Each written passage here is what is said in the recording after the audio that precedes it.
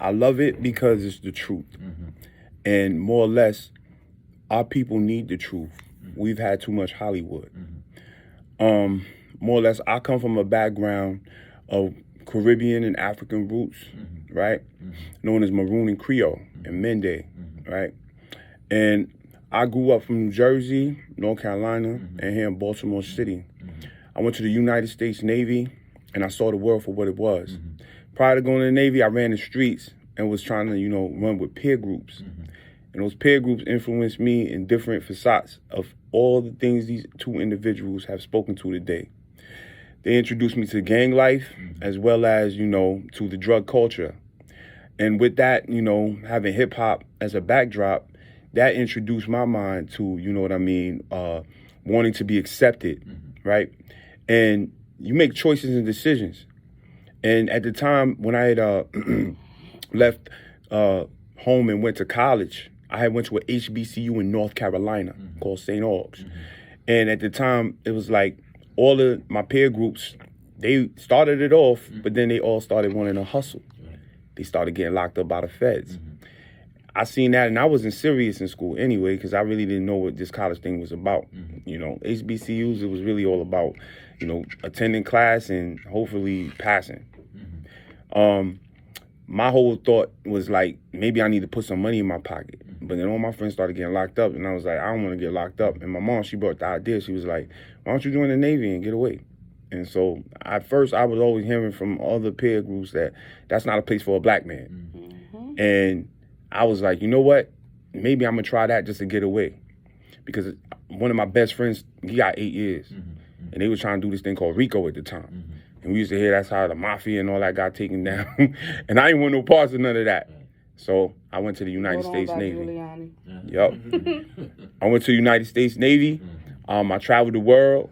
I met other peer groups, other people, my brothers and sisters. And I understood what the corporate world was about.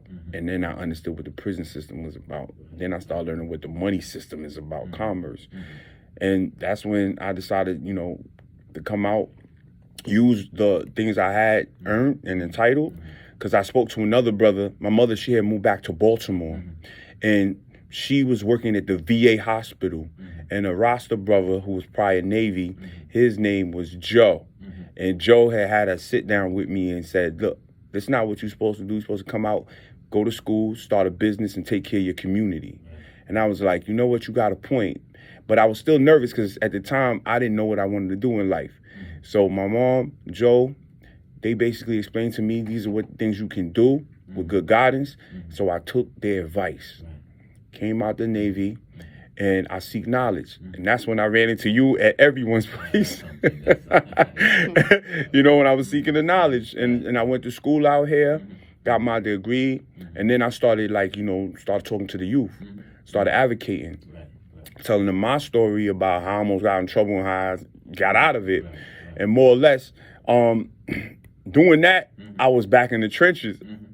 Unexpectedly, I was trying to, lead horses to water without, trying to force them to drink. And then I had to learn that's not how you do business. You have to be that example. You can't, get dirt in the mud.